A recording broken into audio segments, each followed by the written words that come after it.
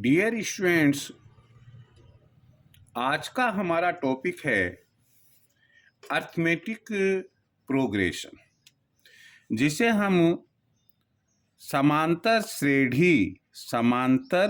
श्रेणी या समांतर श्रेणी हिंदी में कहते हैं। यह एक बहुत इम्पोर्टेंट टॉपिक है।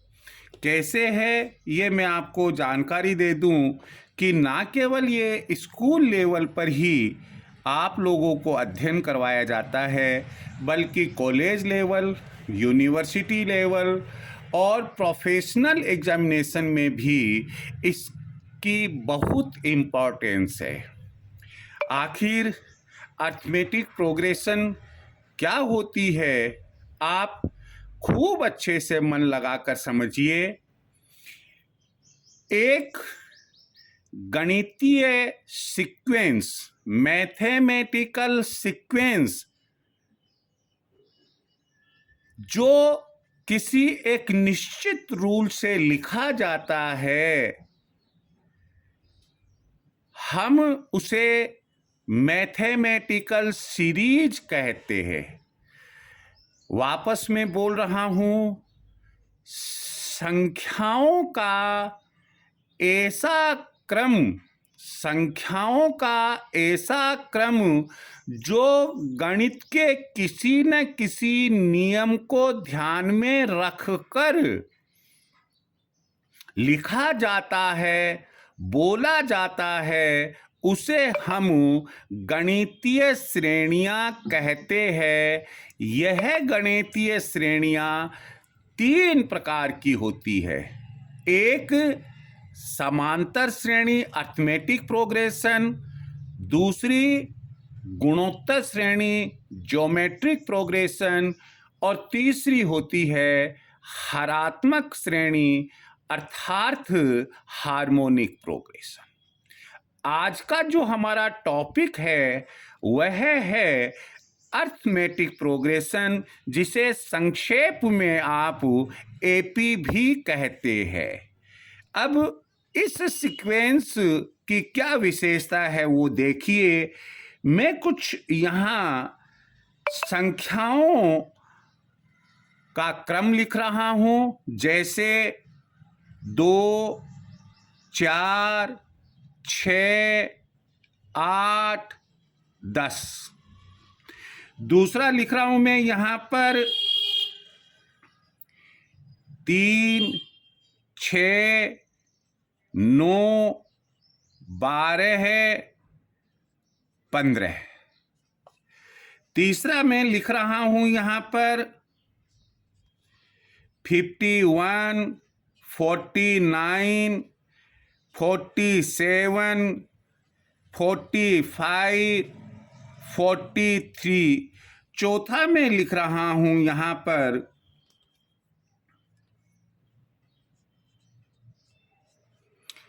60, 55, 50, 45 एंड 40।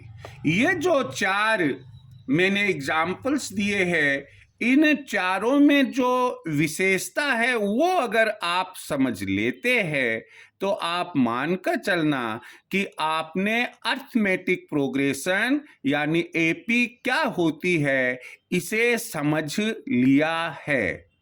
देखिए, पहले वाला एग्जाम्पल है जिसमें हमने लिखा 2, उसके बाद में 4, उसके बाद में 6, उसके बाद में 8, उसके बाद में 10। यह नंबर्स का एक ऐसा सीक्वेंस है जिसमें प्रत्येक बाद वाली, जैसे इसके बाद में यह नंबर आया, इसके बाद में यह नंबर आया, इसके बाद में यह नंबर आया, इसके बाद में यह नंबर आया। प्रत्येक अगला जो नंबर है वो +2 करने पर मिल रहा है, +2 करने पर मिल रहा है। ऐसा नहीं है कहीं आपने +2 किया, कहीं आपने +3 किया, कहीं आपने -2 किया, ऐसा नहीं है। एक सर्टेन नंबर को आपने ऐड किया और इस एग्जाम्पल में यह सर्टेन नंबर है 2।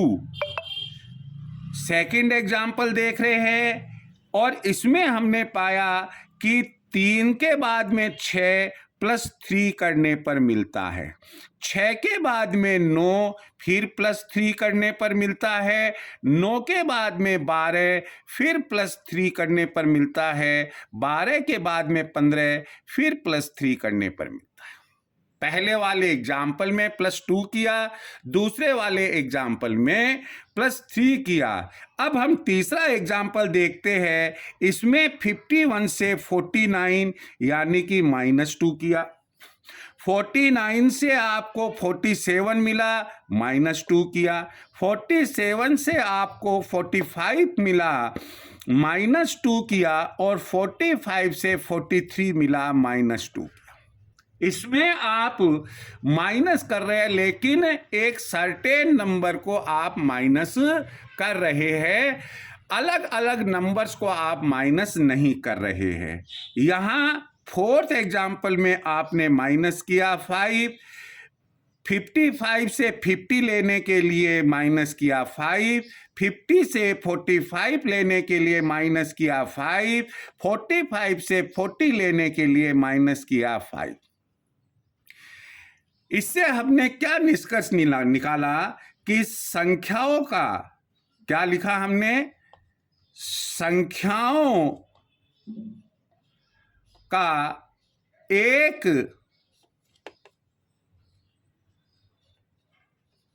ऐसा अरेंजमेंट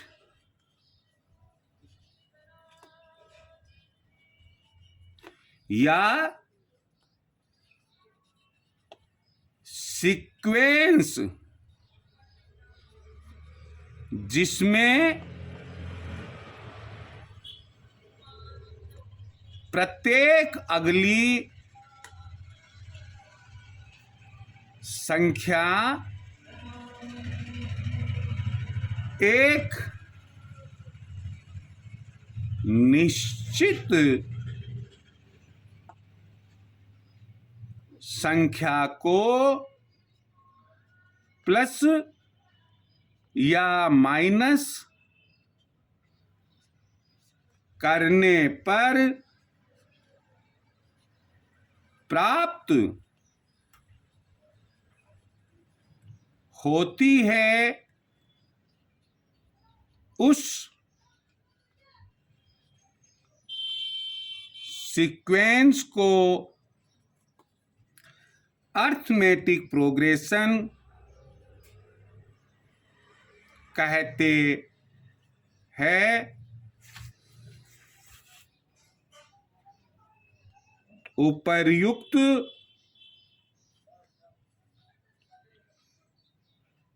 एक से 4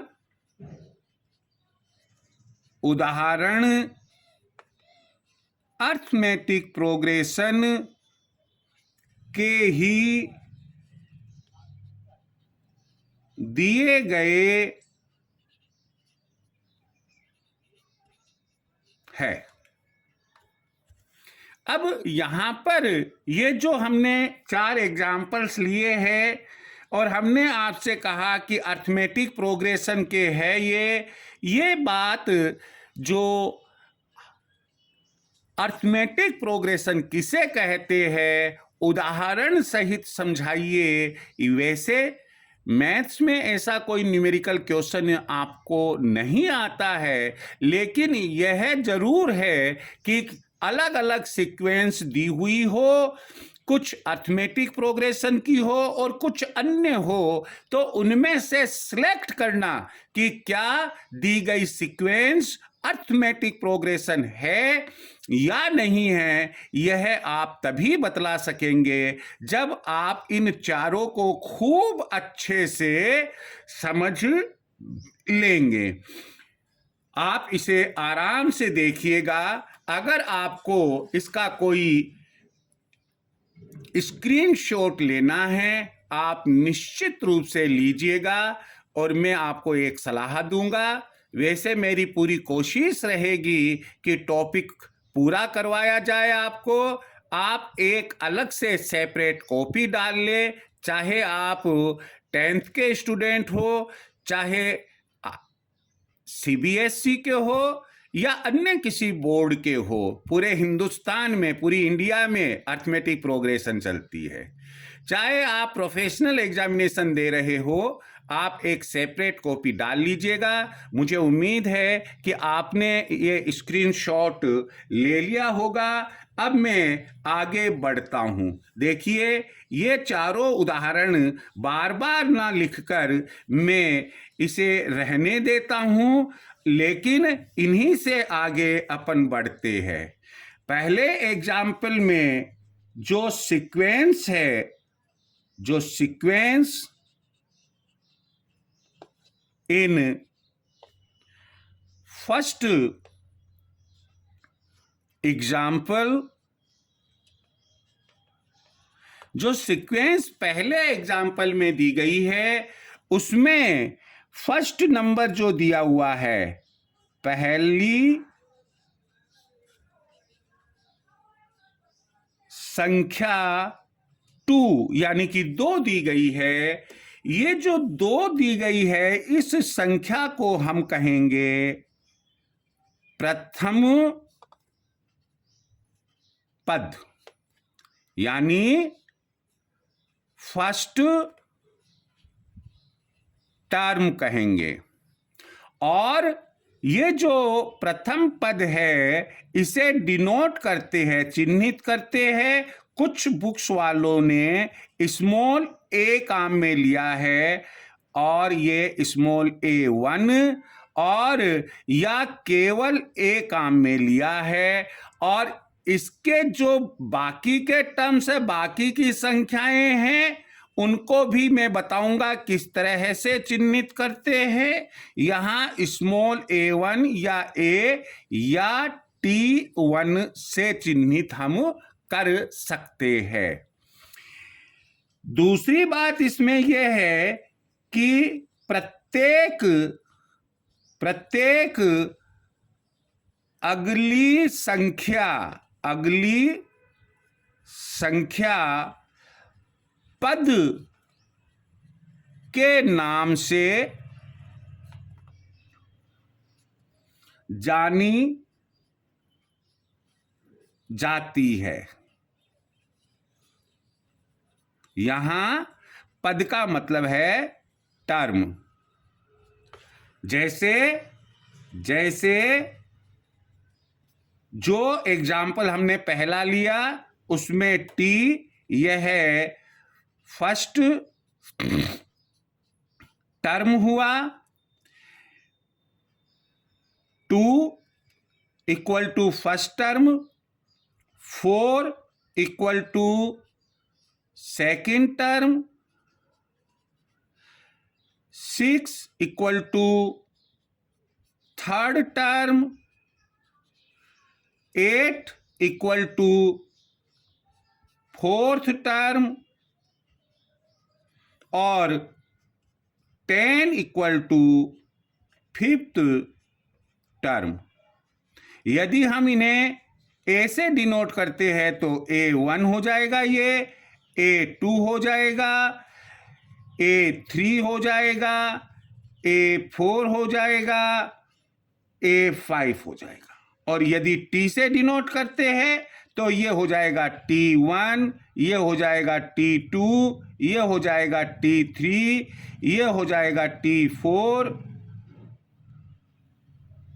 और ये हो जाएगा T5।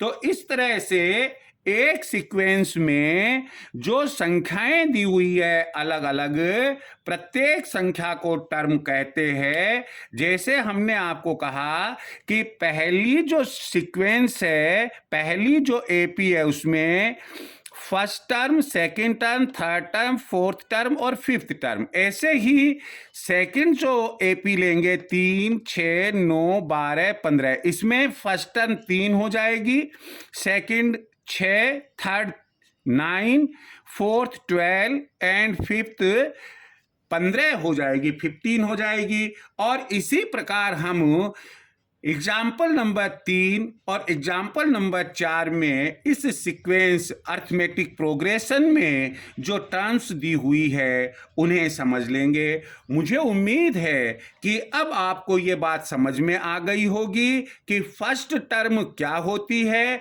और अर्थमेटिक प्रोग्रेशन में जो संख्याएं अलग अलग लिखी हुई होती है उन्हें हम पद या टर्म के नाम से जानते हैं।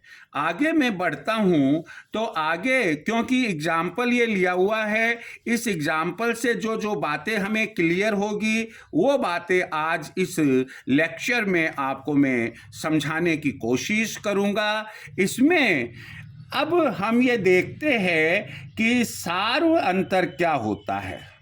सार्व अंतर,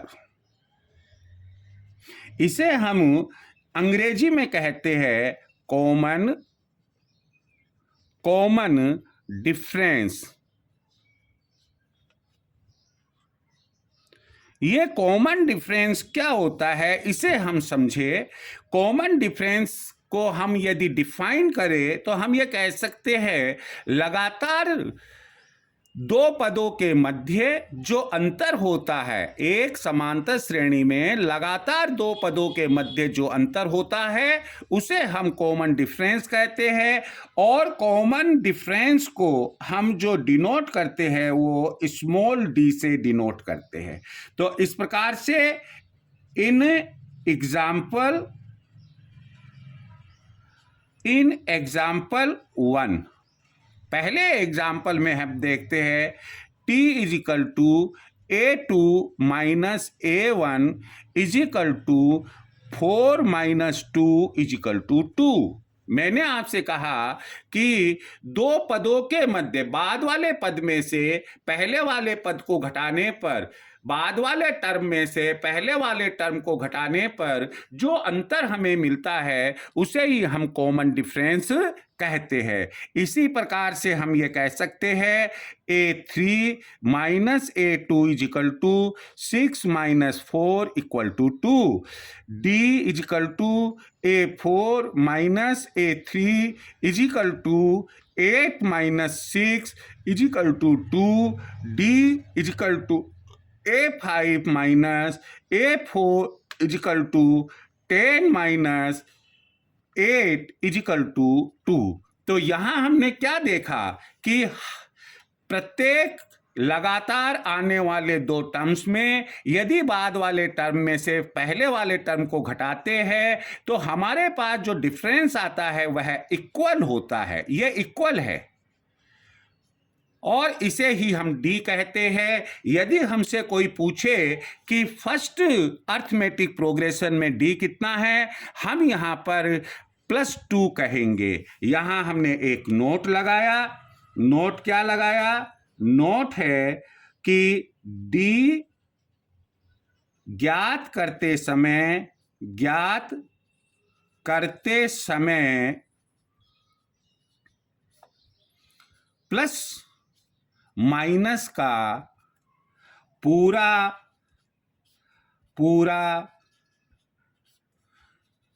ध्यान रखे। ऐसा नहीं है कि हमने चाहे जो बोल दिया। तो यहां हमने देखा दूसरे एग्जाम्पल में 6 माइनस 3, 9 माइनस 6, 12 माइनस 9, 15 माइनस 12। तीसरे एग्जाम्पल में हमने देखा ये प्लस माइनस का जो नोट लगवाया वो ये है कि 49 माइनस 51। तो यहां हमारे पास में कॉमन डिफरेंस -2 आएगा। 47 माइनस 49 -2 आएगा। 45 माइनस 47 -2 आएगा। 43 माइनस 45 -2 आएगा। और इसी प्रकार से एग्जाम्पल नंबर 4 में भी यही स्थिति रहेगी, अर्थात कॉमन डिफरेंस -5 -5 -5 -5 आएगा। तो इस तरह से कॉमन डिफरेंस हम एक अर्थमेटिक प्रोग्रेशन में कैसे कैलकुलेट करते हैं, इस चीज की मैंने आपको बखूबी जानकारी दी। मुझे उम्मीद है कि यह समझ में आ गया होगा। अभी इन चारों एग्जाम्पल्स को बने रहने दीजिएगा। अब मैं आपको बता रहा हूं कि इसमें एन क्या होता है। एन क्या होता है? एन तथा एनवा पद जिसे हम ए एन या टी एन कहेंगे, पदों की संख्या को हम एन कहते हैं। पदों की number of terms, number of terms is equal to n. Example 1 n is equal to 5। Example 2 n is equal to 5। मान लो यहां पर मैं 41 और लिख देता हूं, यहां पर मैं आपके 35 एंड 30 लिख देता हूं। तो ऐसे केस में एग्जाम्पल नंबर 3 में जो एन हो जाएगा वह है 6 कैसे होगा? 1 2 3 4 5 6। और एग्जाम्पल नंबर 4 में जो एन होगा वह है 7 हो जाएगा। कैसे होगा? देखो पदों की संख्या 1 2 3 4 5 6 7 हो गया। अब यहां पर टी एन या ए एन से आशय, ए एन या टी एन, ये क्या होता है? जो लास्ट एनवा पद होता है, एनवे पद का मान, एन वे टर्म की वैल्यू को ए एन या टी एन से चिह्नित करते हैं। जैसे एग्जाम्पल 1 में A5 इज इक्वल टू 10। अगर हम इसमें देखें 2 4 6 8 10, तो ये n पांचवा पद है और यहां पर जो 5th टर्म होगा वह कितना हो जाएगा? वह 10। सेकेंड एग्जाम्पल में A5 is equal to 15। Third example में A6 इज इक्वल टू 41। ये वाला AN A6, ये वाला A7। और फोर्थ एग्जाम्पल में A7 इज इक्वल टू 30। तो इस तरह से एन का मतलब हमने यहां लिया जो अर्थमेटिक प्रोग्रेशन में पदों की संख्या है उससे लिया, और एनवा पद मतलब ये होता है एन जो पद की संख्या है उसकी जो वैल्यू होगी उसे ही हम एनवा पद कहेंगे। आगे बढ़ते हैं। अब इसकी समाप्ति की ओर चल रहे हैं कि तो हमने आज जो आपको बताया वो क्या क्या बताया, सारांश हम लिखते हैं।